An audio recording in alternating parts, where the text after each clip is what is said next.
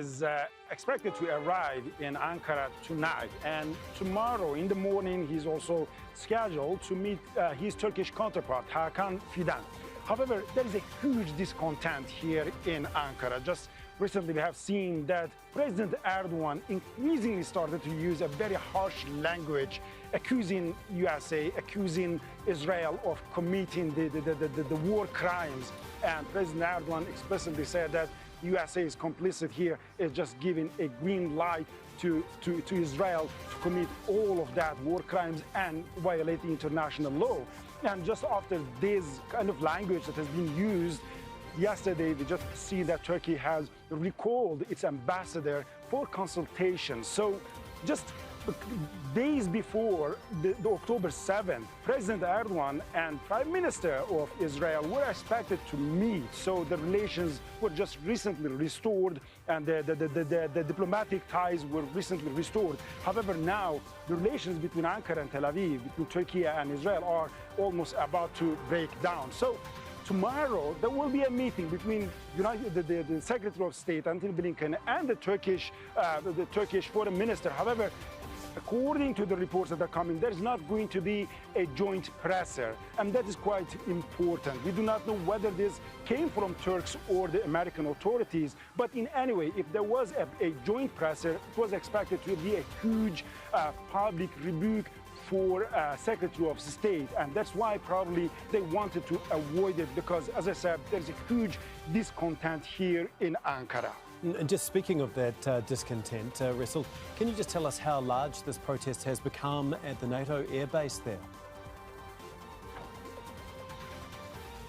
As of now, we know that all across Turkey, there have been thousands of the cars joining a convoy that is organized by International Humanitarian Relief Foundation.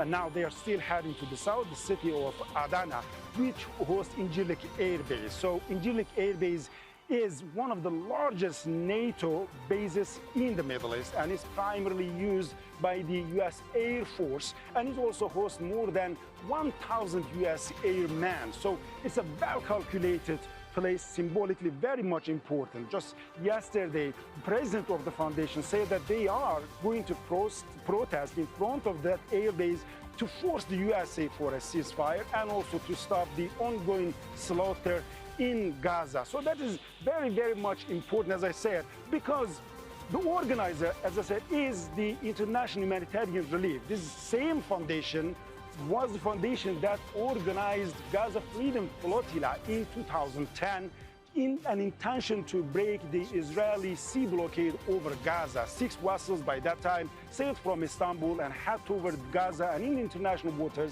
Israeli forces raided on that ships and killed 10 American and Turkish activists. And that has been a turning point in Israeli and Turkish relations. We have seen a decade of very, very deteriorated relations.